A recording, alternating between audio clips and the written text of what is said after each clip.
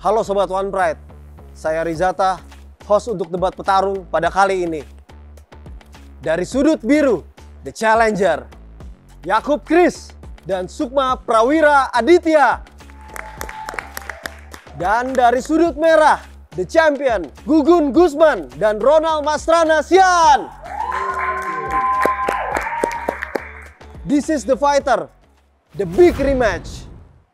Debat petarung kali ini mengusung tema The Big Rematch karena pada 2 November 2024 yang akan diselenggarakan di Gor Citra Arena Bandung, One Pride 84 akan menghadirkan perebutan 2 sabuk juara, yaitu sabuk juara bantamweight dan juga sabuk juara lightweight. Dan saya akan mulai terlebih dahulu ke Kang Gugun. Kang Gugun, jelang pertandingan beberapa hari lagi, gimana persiapan Kang Gugun sejauh ini untuk laga rematch lawan Yakub Chris? Untuk persiapan sudah 100%.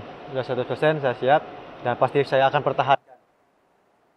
Dan sebelumnya kalau Kang Gugun lihat Yakub Chris walaupun pada saat itu gara-gara cedera tangan, gimana perlawanan yang dilakukan seorang Yakub Chris kepada Kang Gugun? Tidak memuaskan gitu. Karena dengan waktu yang cepat di awal ronde kedua ada insiden karena patah. Nah, sekarang kita akan membuktikan dan akan memberikan tontonan yang menarik buat pecinta One Pride MMA. Mantap Kang Gugun. Kalau Yakub Chris kesempatan kedua untuk merebut sabuk bantamweight, gimana persiapannya sejauh ini? Persiapan sangat-sangat mendadak. Karena sebelumnya bukan saya yang jadi lawan dari Mas Gugun. Pada saat itu saya sedang tidur siang, dikabari kalau besok saya ada title fight, terus oke, kita ambil fight ini. Oh, jadi mendadak ya ini ya? Iya, ini lagi tidur siang kaget dong ya? Iya, kayak tahu bulat ya. Iya, mendadak. Ya. Oke, kita masuk ke laga perebutan sabuk lightweight. Terlihat nih kering banget sekarang, Bang Ronald. Gimana persiapan untuk laga ulang di 2 November ini? Apalagi ini agak berbeda ya. Kalau Bang Ronald pada pertemuan pertama kalah lewat submission atas Sukma Prawira. Tepat 3 tahun yang lalu. Bulan yang sama, bulan November, saya kalah dengan Lai Prawira. Cuman mungkin dia juga tahu, itu 3 tahun yang lalu. Dia sudah tahu Ronald yang sekarang. Dan aku juga tahu, dia juga pasti berkembang. Jadi ini akan tontonan menarik ya.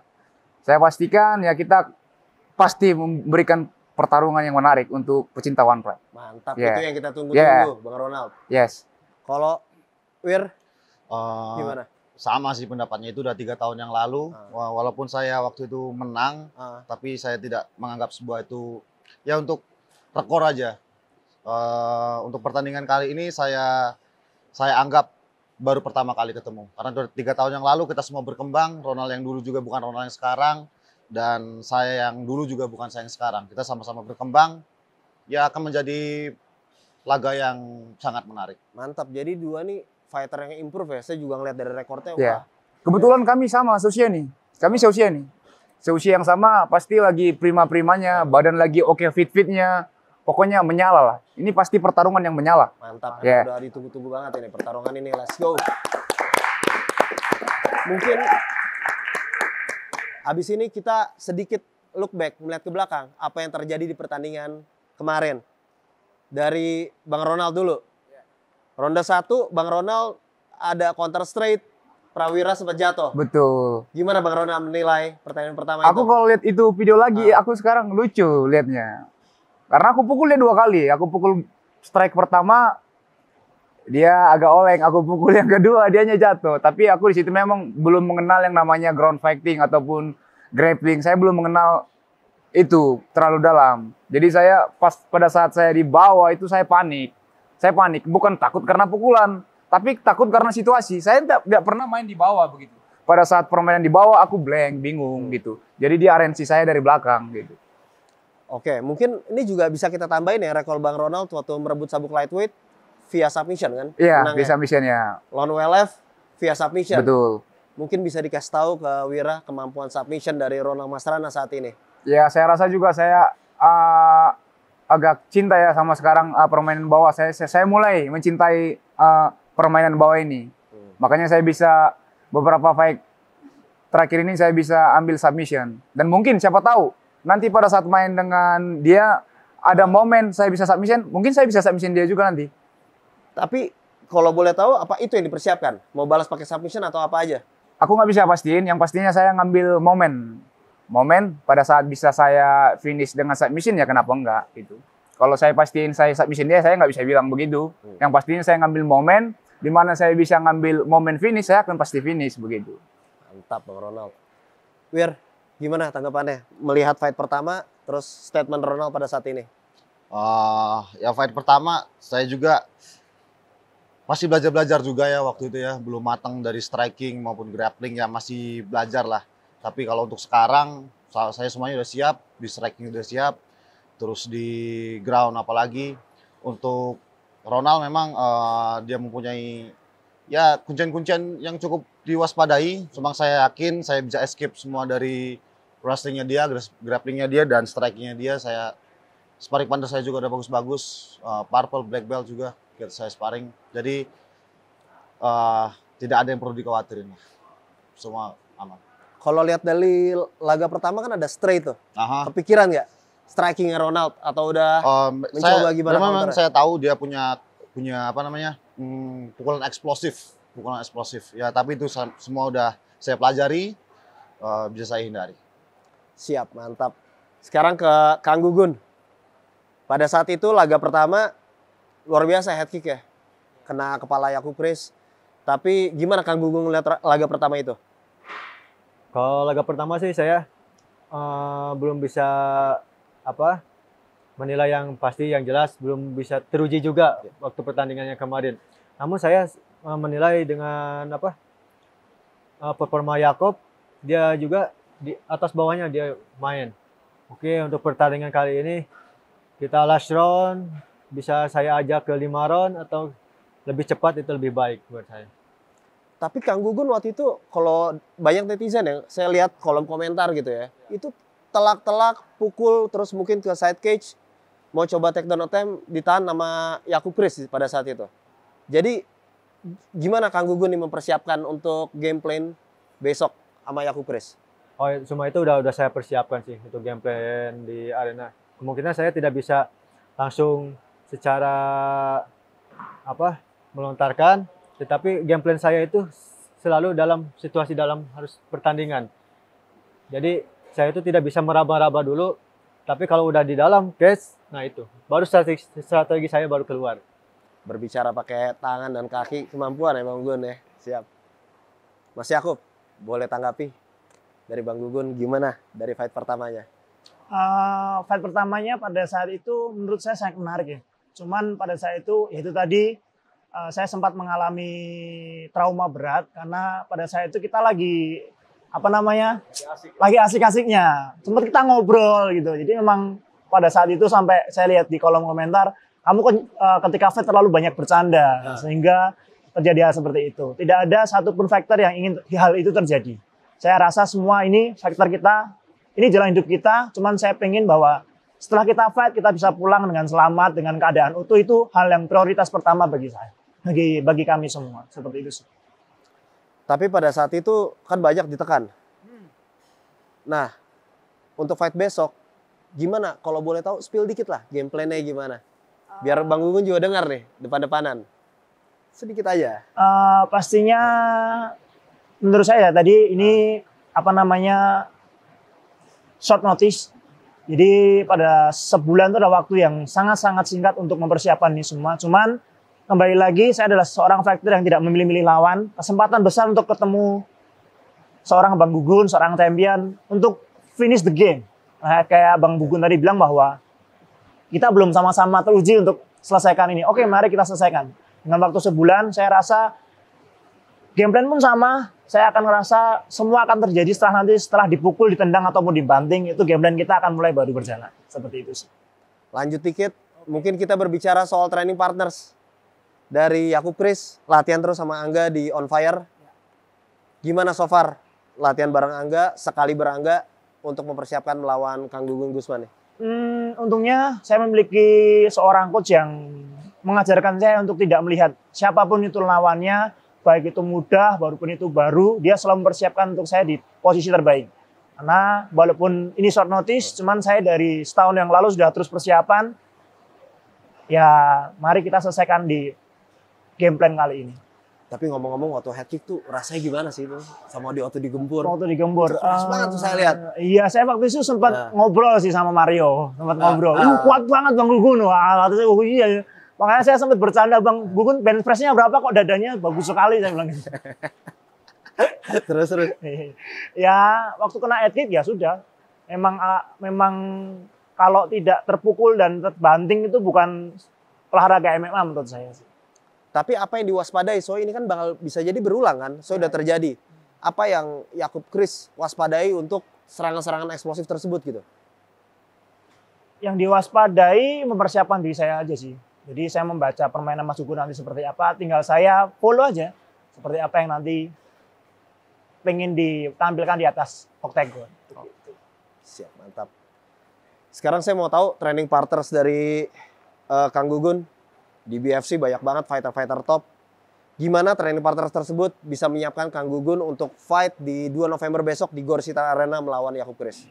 Untuk partner sparring, alhamdulillah ini partner sparring saya. Oh iya, saya sama-sama. Dekat ya. Ini tiap latihan Ronald yang jadi partner sparring saya juga. Terus banyak kawan-kawan juga seperti Yudi, Iman, Ade Permana. Alhamdulillah saya kebantu sama mereka juga.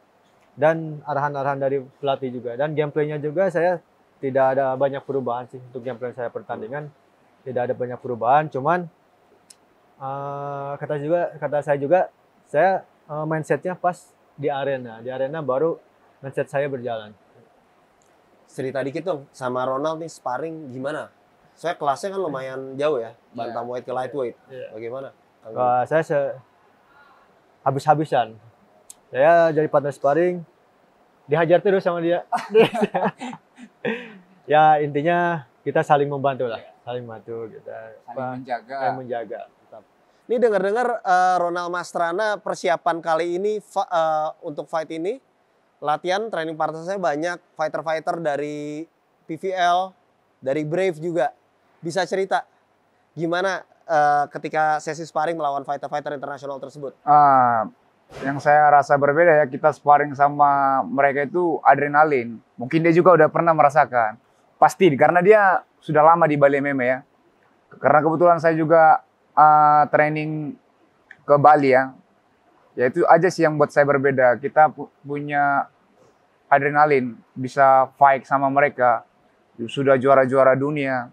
Itu aja sih. Tapi kembali lagi ke diriku sendiri. Aku nggak peduli, mau siapapun partnermu sparring, kembali lagi ke mental. Aku nggak peduli, fight aja udah. Nggak harus aku pikir-pikir dia itu sparring partnernya, mau dia sparring partnernya sama Khabib juga, saya nggak peduli. Yang aku mainkan bukan sama Khabib, sama dia gitu aja sih. Beratan sparring partner Ronald atau Prawira kira-kira? Aku nggak mikirin sih, nggak mikirin dia pasti juga punya sparring partner, saya juga punya. Tapi ya kalau aku bertarung aja tanpa mikirin embel-embel lain gitu. Kembali lagi ke mental. Dia punya mental, saya juga punya mental gitu. Siap. Sekarang ke Prawira. Persiapan kali ini sparring partnernya udah siapa aja Prawira? Ya untuk yang petarung one fight Windri 45 saya setiap hari partner drill. Cuma kalau untuk sparring MMA, sparring wrestling dan lain sebagainya ya orang-orang luar, banyak fighter-fighter udah internasional semua dan semuanya beratnya di atas saya. Saya selalu sparring orang-orang dengan 80 kilo ke atas, jadi nggak pernah sparring yang 75 ke bawah. Ya untuk mempersiapkan aja lah, karena dia juga kuat kan, makanya saya pilih yang besar-besar. Jadi buat itu ya, buat itu. Ya. Dan kira-kira udah mimicking nggak ya sparring partnernya gayanya Ronald Mastrana nih? Jadi enggak sih, kita semua punya style yang beda-beda kan, nggak mungkin disama-samain. Jadi tapi itu cukup membaca aja stylenya dia seperti apa, tidak perlu menyamakan, ya aman. Oke, sekarang sebenarnya saya pengen nanya game plan-nya gitu. Jadi mungkin yang para fans Combat Sport ini udah pada menanti kan, boleh gak sih ceritain dikit lah game plan-nya di depan lawannya ini? Wah, seru banget nih kalau kita bisa tahu itu. Mungkin mulai dari Ronald Mastrana dulu. Kalau aku setuju sih, omongannya Agugun. Semua itu terjadi pada saat kita di catch. Karena game plan itu kapan saja bisa berubah. Kapan aja bisa berubah, tergantung situasi. Karena kita hanya sebagai aktor di dalam lapangan. Jadi ya tergantung situasi. Pintar-pintar kita. Pintar ngambil momen di mana kita bisa finish, semua bisa terjadi. Begitu aja sih. Kalau saya. Kalau dari Ronald? Ya. Dari Kang Gugun masih sama ya, Kang? Sama sih. Kalau saya tuh kalau memikirkan game plan-nya dari sebelum tanding, stres ya. Oh gitu ya? Stres. Dia kepikiran, udahlah. Masa bodoh amat lah gitu. Yang penting pas di arena baru gameplay saya keluar gitu. Oke, siap. Berarti Mas Yakub, gimana? Spill dikit lah. Semakin ku ingat namanya, semakin ku tidak bisa tidur. Ku bayangkan wajahnya. Jadi benar juga, lebih baik ya kan. Dah, kita fight di atas Octagon.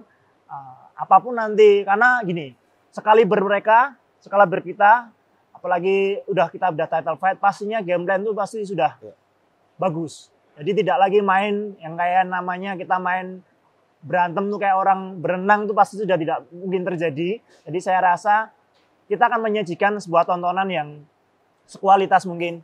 1, 2, 3, 4 ronde. Ketika ada momen pasti kita akan ambil. Seperti itu sih kalau game plan saya.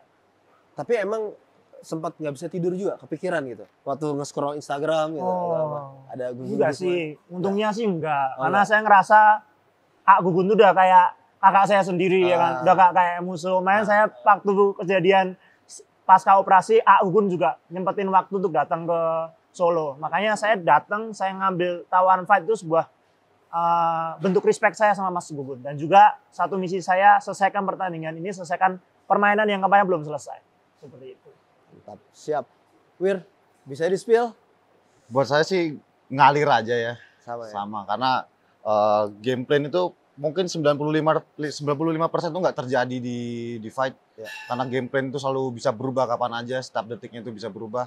Ya ngalir aja, mau di atas oke, mau di bawah oke gitu aja. Cuma saya mempersiapkan boxing saya juga lebih, ini wrestling saya juga lebih. Oke, boxing mungkin dari fight pertama itu ya, antisipasi serangan Ronald. Iyalah, antisipasi serangan Ronald. Tapi ya game plan 5 round ya mainnya. Oke. Kita nggak tahu. Siap. Pastinya fight untuk belt, latihan udah kerja keras, udah perjuangan mati-matian lah ibaratnya. Pasti ada reason, ada alasan di belakang itu. Kalau boleh tahu, apa sih alasan Kang Gugun Gusman untuk apapun yang terjadi pada hari Sabtu besok, belt tetap di tangan Kang Gugun Gusman? Intinya, bagi saya setiap laga ini menjadi pekerjaan saya dan menjadi jalan hidup saya. Dan yang pasti, yang nomor satu adalah untuk keluarga saya. Gitu. Jadi persembahan semuanya buat keluarga ya? Udah keluarga. Dengar-dengar juga Kang Gugun memang keluarga pendekar ya, berarti sangat mendukung untuk fight ini. Ya, alhamdulillah. Dan kira-kira Gor Citra Arena Bandung ini bakal gempar kan pada datang semua mungkin. Wah, pasti bakal ramai, bakal ramai. Mungkinan bakal roboh ini. Gak jadi fight dong. Tapi kalau roboh, komen event udah main ya. Alasannya, Mas Yakub, kenapa harus merebut di laga kedua ini? Alasannya pastinya menyelesaikan apa misi yang sudah kita lakukan. Jadi saya rasa kita preparation, kita latihan sudah sangat baik. Dan pastinya pengen menjadi yang terbaik di antara yang terbaik. Maka itu saya selalu mau melawan siapapun yang terbaik di kelas saya. Ada backstory untuk persiapan kali ini? Backstory-nya pastinya semua orang-orang yang sudah support saya sampai di titik ini, saya sangat terima kasih. Ketika saya kemarin rasa bahwa saya sudah selesai karir saya karena cedera, nyatanya saya bisa bangkit dan saya bisa sampai di tempat ini. Terima kasih untuk yang sudah support saya dan selalu mendukung saya dan tidak pernah meninggalkan saya. Ronald Masrana, alasan kenapa kamu harus tetap mempertahankan lightweight belt ini? Ya, alasan saya bertarung itu untuk keluarga, khususnya orang tua. Karena kebetulan memang saya bukan orang berada ya, orang sederhana. Dan mungkin juga ini sudah jadi bakat saya, dikasih Tuhan jalan hidup. Mau nggak mau kamu memang harus jadi petarung, begitu. Yang namanya bertanding itu, aku nggak mau bertanding cuma sekedar bertanding, buat gaya-gayaan, nggak. Emang harus ada tujuan dan target. Itu alasan Ronald juga Iya. datang ke Bandung Iya. untuk menjalani. Ya, saya tinggalin keluarga, kampung, jauh-jauh latihan ke Bandung ya punya tujuan itu. Kita tinggalin kampung harus berhasil. Begitu. Saya punya prinsip begitu. Apa kemarin prinsipnya bagus tuh? Kalau ninggalin kampung balik harus gimana? Ya, kalau kamu tinggalin kampung, kayak kita di orang Batak khususnya, kita tinggalin kampung kosong itu, kita pulang harus ada isinya itu. Nah, dan itu sudah saya buktikan. Saya tinggalin kampung tanpa sabuk, saya pulang udah bawa sabuk. Nah, contoh kecilnya begitu. Harus ada yang dibawa pulang. Jangan pergi kosong, pulang kosong. Betul. Agak lain nanti. Wir, alasan untuk merebut sabuk Ronald Masrana Sabtu besok. Saya pikir semua fighter punya alasan yang sama ya. Keluarga, ingin membanggakan keluarga dan daerah khususnya. Sama mungkin yang merantau dengan tangan kosong, pengen pulang dengan suatu kebanggaan ya. Apalagi bisa membawa pulang sabuk ke tempat tinggal tercinta, pasti itu juga. Ya motivasi saya juga untuk ngambil sabuk ini, selain untuk keluarga, untuk orang tua, supaya bisa dapat uang lebih banyak lagi, bisa membantu. Supaya selain itu supaya karir saya bisa lebih terbuka lagi untuk jenjang-jenjang berikutnya. Karena ini pintu awal untuk melompat ke jenjang yang lebih serius lagi. Harus jadi juara dulu di sini. Jadi pintu awal adalah sabuk emas lightweight yang sekarang dimiliki oleh Ronald Masrana. Betul. Well, kita sudah dengar alasan 4 petarung ini bertarung mati-matian untuk merebut atau mempertahankan sabuk bantamweight dan juga lightweight One Pride MMA. Jangan lupa saksikan perjuangan mereka di atas oktagon di One Pride 84 yang akan berlangsung dari Gor Citra Arena Kota Bandung pada Sabtu 2 November 2024. Saya Rizata, Gugun Gusman, Ronald Masrana Siaan, Yakub Kris, dan Sukma Prawira Aditya mengucapkan terima kasih atas semua sponsor yang sudah mendukung kelancaran dari acara ini. Sukung King Size New, EMP, dan KPC. One Pride untuk Indonesia.